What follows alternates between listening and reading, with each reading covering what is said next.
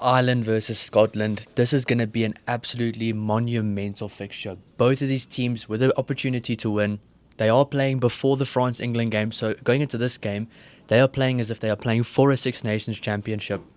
And I honestly think this is going to be such a good game to watch. This is going to be an absolutely phenomenal game of rugby. And in this video, I'm going to be doing a bit of a preview, going over a combined team and kind of going over some of the previous stats from the other games and seeing what type of style I think both teams will play, and also giving my prediction of who I think is going to win this game. Now, the game is happening in Dublin, but still, I think the Scotland team right now is on the up, trending in the right direction with some really world-class players. But will that be enough? Stay to the end of the video and then find out. But before we get into it, guys, if you do enjoy the content, please don't forget to like and subscribe to help the channel grow. Honestly, I appreciate all the support so much, and because the Irish and the Scotland fans will probably be watching this video, I have to say thank you so much. You guys have probably been the two best fan bases throughout the entire tournament, and I really do appreciate it so much. I've seen a lot of people asking who is my URC team.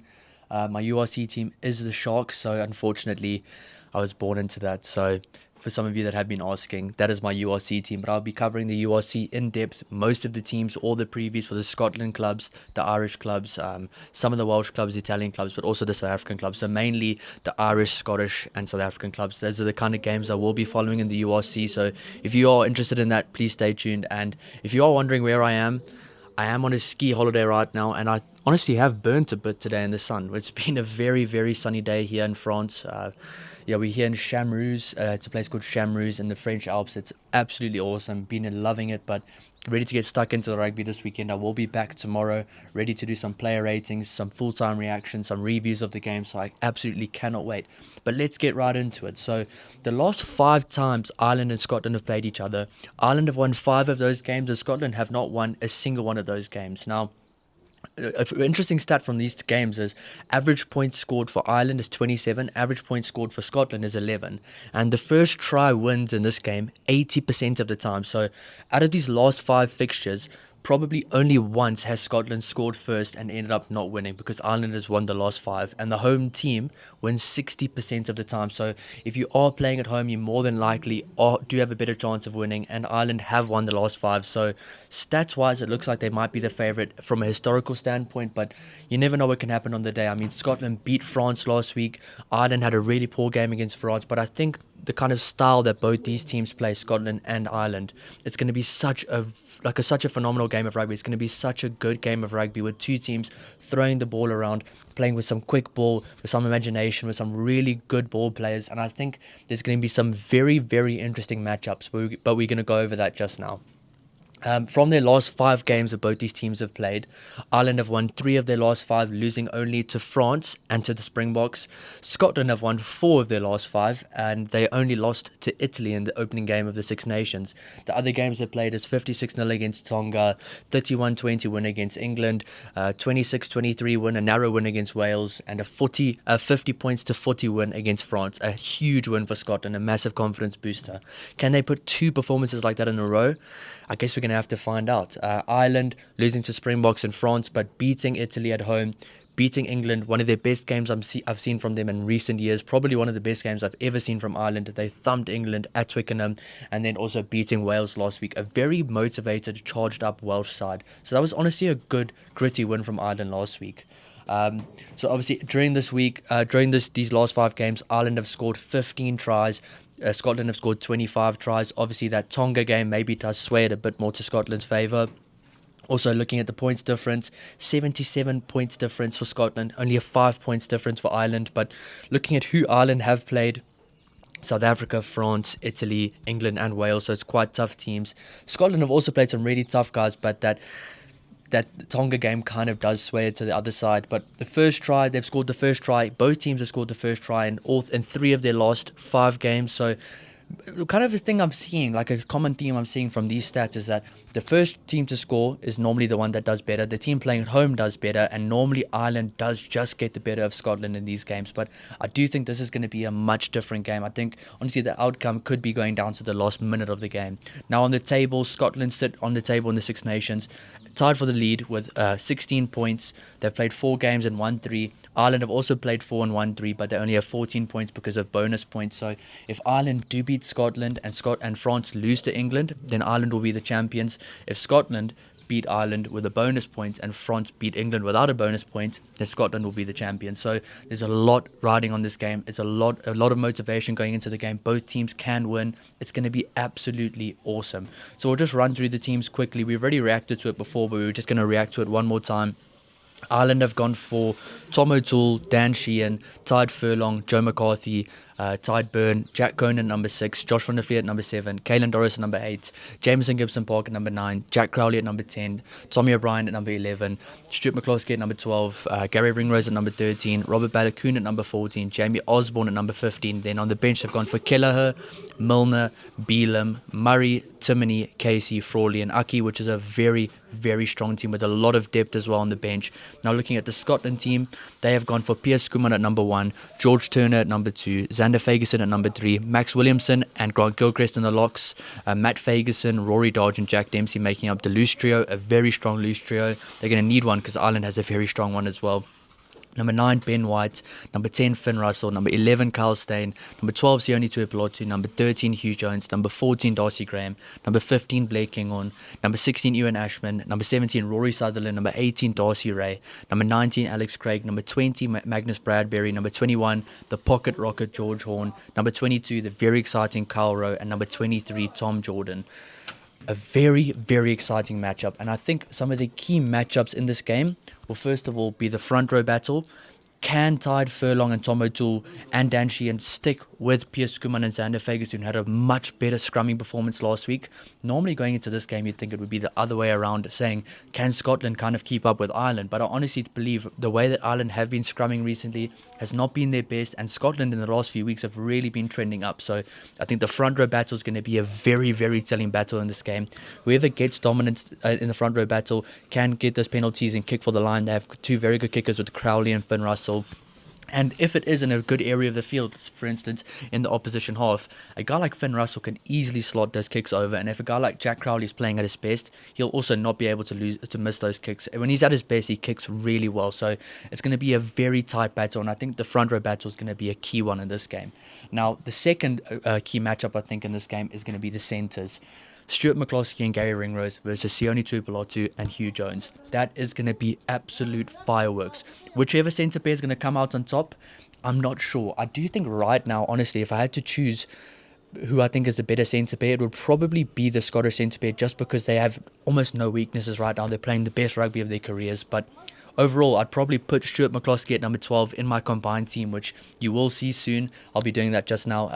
Stuart McCloskey would be in my number 12 for a combined team with Hugh Jones at number 13, which does make sense. Hugh Jones has been awesome. Sione Tuipulotu has been awesome as well. But Stuart McCloskey's been at a level which is a level I've never seen before from him. And he's been one of the best players in the Six Nations. And honestly, I wouldn't be surprised if he won Player of the Six Nations the way he's been performing. But now, the fun part, we're going to be doing a bit of a combined team. So if I was to combine both these teams together, what would the team be? The entire 23. Just looking at the team, at number 1, I'd go for Piers Skuman. This is kind of based on current form. Number 1, Piers Skuman. He had a phenomenal game last week. Number 2, Dan Sheehan. Bit of a no-brainer. He's awesome. Number 3, I would go for Xander Fagerson, because he's been on really good form recently. And I think Tide Furlong's been kind of okay recently. Number 4, I'd go for Joe McCarthy. Number 5, Tide Byrne. That's a bit of a no-brainer. If you've been watching the videos, you know I think Tide Byrne is one of the best forwards in the entire world. Number 6, I'd go for Jack Conan right now over Matt Fagerson. Number 7, right now on form, I'm probably going for Rory Dodge over Josh van der Vliet, but I think Josh van der Vliet has a higher ceiling, and when he plays at his best, he will be better, I think. So I think if Josh van der Vliet has this phenomenal game this week, then he'll be the better of the two, but I think Rory Dodge right now on form does get the number 7 jersey. Number 8, right now, I'm probably going to go Jack Dempsey over Caelan Doris. Just on form, Jack Dempsey's been absolutely awesome. Ball carrying, he's been destructive, he's been physical, he's been skillful, he's been getting over the advantage line for fun. So I think that's a bit of a close one, but I'm going to go for Jack Dempsey. Moving on to number 9, Jameson Gibson Park. He's been absolutely awesome recently, playing back at his best, and which is so important for Ireland. Number 10, Finn Russell, a bit of a no-brainer there. Number 11, Kyle Steyn, being one of the best wings in the competition, and probably in my opinion, it's with Louis Bilberry number 1 and Kyle Steyn number 2 for the 2 best wings in the competition, to be honest, probably in my opinion. Moving on to number 12, I'm going to go for Stuart McCloskey over Sione Tuipulotu in my combined team. I think Stuart McCloskey has been absolutely awesome. He's been phenomenal. And to be honest, he could win the Player of the Six Nations. Moving on to number 13, I'm going to go for Hugh Jones. I think Hugh Jones has been really consistent. He's been really dangerous with ball in hand. And he's been such a good player to watch this entire tournament. Moving on to number 14, Robert Balakoon. Robert Balakoon is an absolutely awesome player. He's really kind of made his way up the pecking order. And I think, honestly, going forward, especially going into the next World Cup, Robert Balakoon will be the guy going forward for Ireland in that number 14 jersey. He has cemented himself firmly into that jersey. Now for number 15, I'm going to go for Blair Kinghorn. I think Jamie Osborne is a phenomenal player, but if I had to put the two together, I'd probably go for Blair Kinghorn. So as you can see, my combined team is very much 50-50, which is how I think the game is going to go. I honestly think it's going to be a 50-50 game. And then looking at the bench, I'll probably go for Ronan Kelleher at number 16. And number 17, I'm probably going to go for Rory Sutherland. And then number 18, Finlay Beelum. With number 19, Darren Murray. I've been seeing a lot of comments. I've been seeing some of the footage from him. I think he is a very good guy to have on the team for Ireland this week, especially at line-out time. Number 20, Nick Timoney for me, a bit of a no-brainer. Number 21, George Horn. Number 22, I'm going to go for Kieran Frawley this week. I'm going to go for him over Kyle Rowe. I think Kieran Frawley is a really big-time player. He's a phenomenal player. And number 23, right now, because of form, I'm going to go for Tom Jordan over Bundy Aki, but Bundy Aki at his best is definitely better right now. But I think Tom Jordan has been really good off the bench for Scotland, and that's one thing I've been saying for Scotland is that they've kind of been building a lot more depth, and they've been going to their bench a lot more and trusting their bench, which is really good to see, because in previous seasons, you'd see the starting 15 play with maybe one or two, maybe three bench players getting a lot of opportunities and experience from the bench. But now they've really been trusting their bench to come on and keep that standard and even sometimes raise the standard, which is really good to see. But what do I think is going to happen in the game? My prediction, in Dublin, Ireland trending up, Scotland trending up, but Scotland playing a very good game last week. I'm going to say I think Ireland are going to win this game. That is my prediction. By less than a try. It's going to be like 3 points. I was really 50-50 about this decision. I was thinking back and forth. I was thinking, oh, Scotland right now are playing really good rugby, but then I was thinking, can they play two phenomenal games in a row? Right now, I don't know. They haven't really proven it to me yet. Can they beat two big teams 2 weeks in a row? Yes, they've beaten a big team now in France, but can they do it 2 weeks in a row? I haven't seen it yet, so I don't think it's going to happen. But if it does happen, I wouldn't be surprised. But this is going to be a phenomenal game. I think Ireland has the strength in the forward pack. Scotland's got the strength in the back line. Stuart McCloskey is going to have to make some really big plays in the back line for Ireland. Same for Robert Balakoon going up against a very talented Kyle Steyn. The forward pack is going to be a physical battle with, I think, the front row battle power may be going to Scotland a little bit. So honestly, I don't know how this game's going to go, but I know both teams are going to play fast. They're going to play good rugby. If it does end up being wet conditions, a bit of a rainy game, then I have even more confidence that Ireland will win. Especially after the Italy game, I don't think Scotland is the best team to play in wet conditions, cold conditions, which is crazy considering it is a Scotland team. But I think if the Scotland team had to play in summer, they'd be one of the best teams in the world consistently. So I think if it's going to be a clear game with clear skies, good conditions, then I think it's going to be a very close game. And I think if it starts to rain, then it might suit Ireland a bit more, the kind of the style that they both play. They both play very expansive rugby, very quick ball, very quick ruck speed. But I just think Ireland can maybe slow the game down a bit and play better when it comes to that scrappier, maybe wet game, if it does get to that. But I think overall, I'm going to go out on a limb here and say that I think Ireland probably will win this game. If Scotland does win, please come back to these comments and honestly, we can talk about it, because I do think Scotland definitely can win this game. They're a phenomenal team. They're looking a lot better. If you think of where Scotland was at the start of the tournament, everybody's saying Townsend out, to now them being firmly in number one position, tied with France, in a position to win the Six Nations. I would have not believed you, but now they are there and they're doing really well. I just think Ireland has some really big-time players. I mean, you think Dan Sheehan, you think Joe McCarthy, you think Tide Byrne, a phenomenal player, you think Jack Conan, a really good player, Josh van der Veer, ex-World Player of the Year, Caelan Doris, a big-time player, Jameson Gibson-Park, one of the best scrum-offs in the world, Jack Crowley, if he has a good game, he'll be phenomenal, Stuart McCloskey, probably my Player of the Six Nations, Robert Balakoon, a guy that's been phenomenal recently, Jamie Osborne, a very solid, consistent player, and then Gary Ringrose, a guy that if it does click for him and he plays his best rugby will have a man of the match performance. So that's just what I think. I think Scotland has some phenomenal players, but overall I'm going to sway to Ireland just for this game. Home game for Ireland. Conditions might be in their favour, and I think they are trending up at the right time, and I haven't seen Scotland beat a big team 2 weeks in a row. But I think it's going to be an absolutely cracking game. That's why I'm not going to give an exact score prediction, because honestly, this could be wrong as Scotland could win, but I just think maybe it's going to be a very, very close game to Ireland's side. That's just what I'm thinking right now, logically, but it's going to be a phenomenal game. Honestly, I can't wait for this one. This is the game I'm the most excited for the entire weekend, and both these teams are going to play for the Six Nations because they don't know what's going to happen later on in the day. Anything can happen with that France vs England game. France have made a lot of changes. England could finally find something and find a spark, and it could click for them and they can beat France. They've done it before. They've beaten France before in Paris. So it's going to be a very interesting weekend of rugby. I can't wait.